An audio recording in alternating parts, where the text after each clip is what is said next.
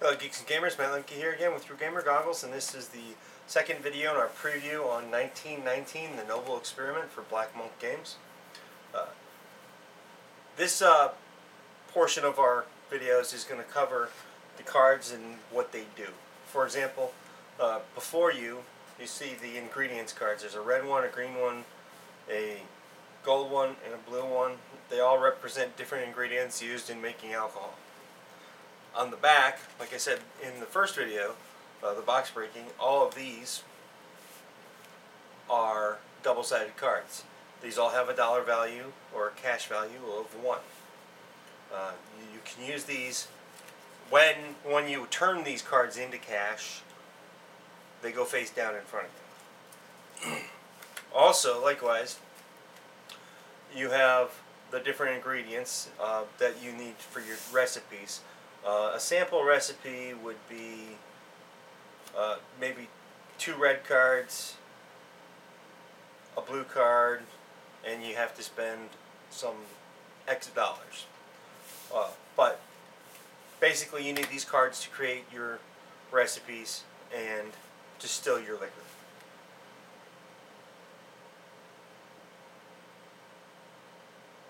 Now these cards also double as cash, using the number as their dollar value. Once you have distilled your ingredients, you can end up with effectively your moonshines. They have the different types of moonshine in the game. You have your American whiskey, your Canadian whiskey. It says bourbon, but when the game is put into print, it will be Canadian. Scotch, and your Irish whiskeys. Now, once they're distilled, you have to actually, you're not done. On the other side of the card is bottled whiskey, which is the next step from, you go distilled to bottled. And then there's another whiskey card to note, and that's blended whiskey.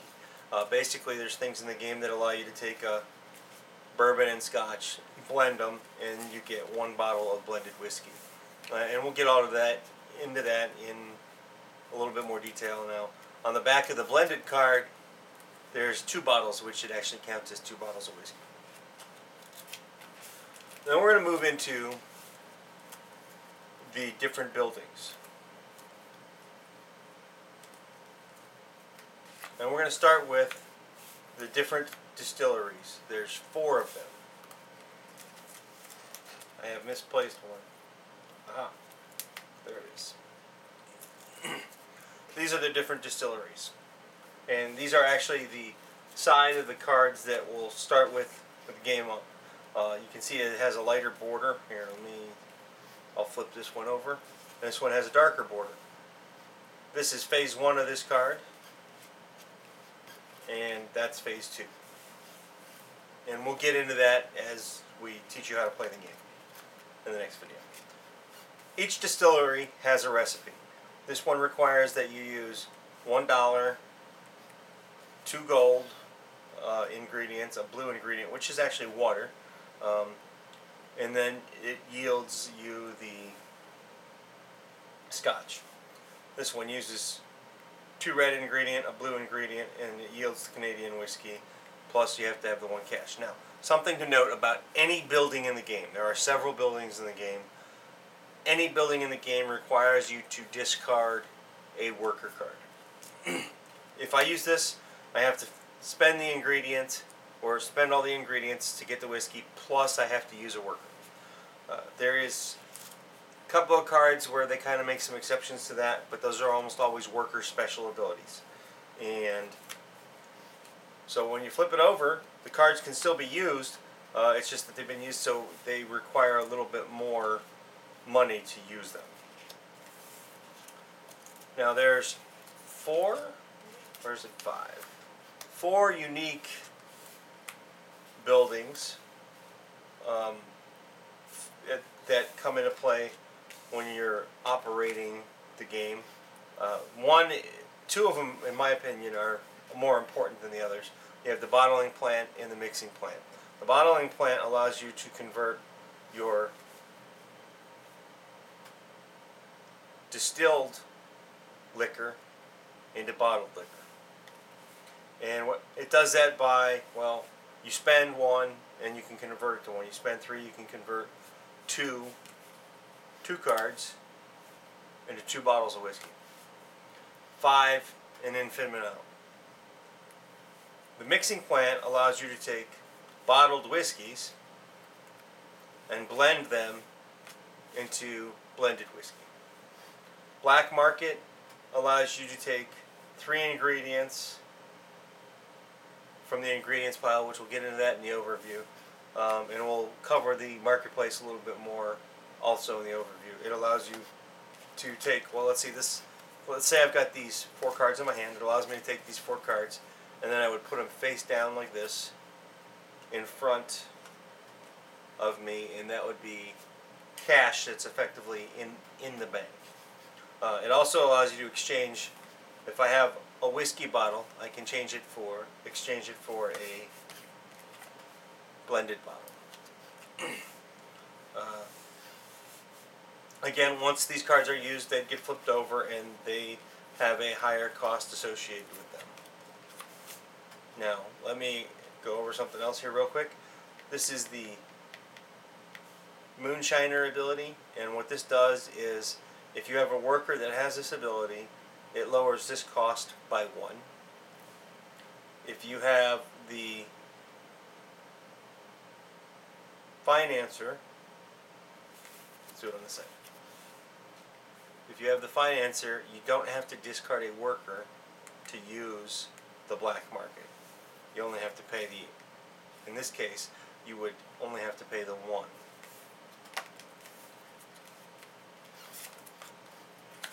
And those are the buildings. Well, most of the buildings. Then we have the locales. And the locales are basically your bars, your pubs, that you're making the whiskey to sell to during the prohibition. And there's a lot of things that are going on these. We're going to go ahead and we're going to use the level 3 locale because it's one of the more complicated. Now, this card is an exception to the rule when it gets used, or let's put it in a better term, when it is visited, you're actually going there to sell the whiskey. And this is, you collect these cards, any of the locales, to gather your prestige points to win the game. So you have a locale 1, a locale 2, and a locale 3. These are effectively ranks. Your rank here is, this is the low end bar, this is your middle class bar, and this is your high society type of bar. And you can see that, we're going to turn it sideways here. These are your prestige points. If you have a scotch and you sell the bottle of scotch to this bar, you'll have 3 points of prestige at the end of the game. And this is actually how you would file it away. So if you bought that one, you'd have 3 points and 8 points for a total of 11. But how does that work?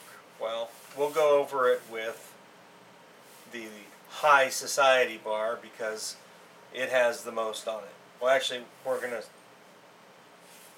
go over them both because you might notice that this one has an or and this one has a plus sign.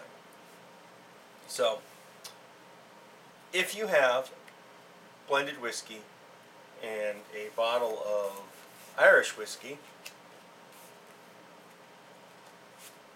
you can spend 2 and discard a worker, or if you have a worker with the driver symbol on it, you can just discard him. And then what you would do, what would happen is you would have your whiskey, both your 2 whiskeys discarded. You would take this card off the table, and again we'll get into much more detail with this in the game overview, and you would set it aside to record your prestige points. Now the difference is the high society bars, you need to spend 1 and discard a driver worker. or a worker with the driver ability. So you need to be able to spend one ingredient card. I'm going to go ahead and use the water on this because I'm going to show you right now that when you use ingredients as cash, you don't get change back. So you could use this, but you would be overpaying and effectively tipping the bartender. Now, let's say I had 2 blended and a scotch. I could then discard the driver, he drove me there, and this to get this card, and I would have 7 prestige points. Now, the most time-consuming part of the game or of the overview is going to be understanding these cards a little bit. And we're not going to spend a lot of time going over every single ability or looking at every card.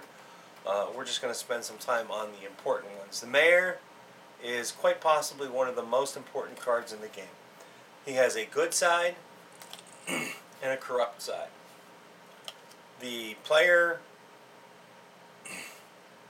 who is using him effectively or who has control of him gets to choose at the start of one of the phases of the game which side is going to be represented.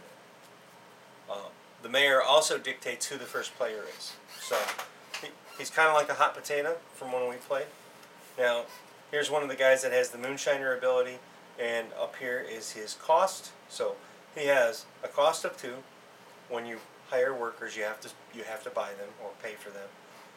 And he has the Moonshine ability, which we talked about a little bit earlier.